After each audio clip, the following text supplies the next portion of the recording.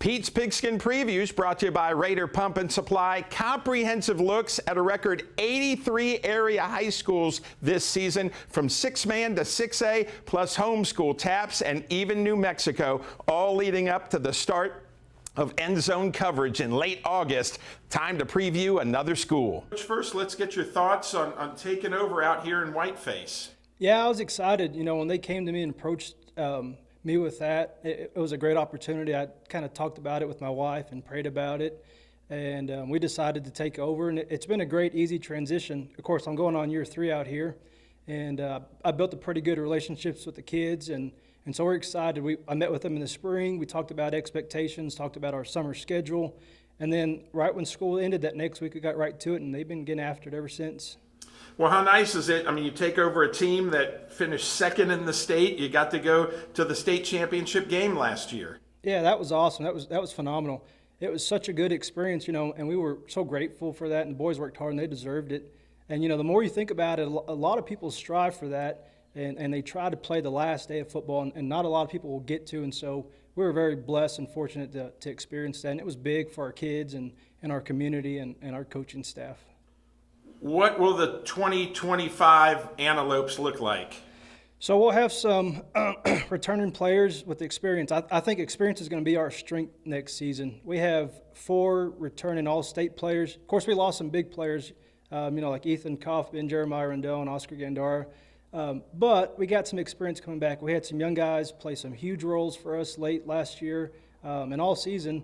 And so we're excited about getting those guys back. And they've kind of had a taste of playing, you know, that last day you can, and so we're hoping they run with that and continue and want that again.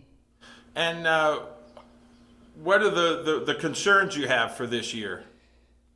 Probably staying healthy. We don't have a whole lot of depth this year. We got some, like I said, we got some younger guys that played some roles. We still got some young guys that probably need a couple of years or maybe another year at the JV level. So that's probably my biggest concern is our depth. Well, can you talk about your non-district schedule? Yeah, so non-district, we open up with May at Jayton week 1. Then Happy comes to us. We go play Follette at a neutral site. We go to Klondike. We go to Elida, New Mexico. Spring Lake Earth comes here, and then we have our bye week before district. And give me your thoughts on district. Yeah, district's going to be interesting. We open up with Wellman and Meadow, which they got 2 new coaches, Coach Labate and Coach Jackson, which are 2 really good buddies of mine. I think they're going to be much improved. They've been pretty young this last couple of years, and so those guys have gotten more years under their belts together. And Coach Jackson and Labate are going to do a great job. And then we have O'Donnell next, which they're always competitive. Coach Baza does a phenomenal job with those guys. They're always ready to play. And then we finish with Borden County here, which is going to be a big one. They're going to be year 2 under Coach Steele. They were pretty good last year. We met them in the 3rd round of playoffs, and so that just kind of speaks volumes to this district. So it's going to be tough, and we're really going to have to put some good game plans together and really prep and make sure our kids are ready. And you've been out here now for a while. You see the growth of what's happened with this program, and can you just talk about this community? Oh, it's been awesome. You know, Coach Lemon came in here and did a phenomenal job of getting these guys going and getting them on the right track.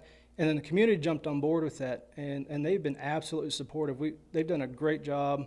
Of course, it's nice when you start winning, and everybody will get on board with that. But the community members have always been here, from my understanding, and been behind this team. And exciting things are happening here. And of course, I like to think and give Coach Lemon credit for that, and hopefully we just can continue to keep it going. What are the goals this year for Whiteface? You know, our goals are just to compete every chance that we get.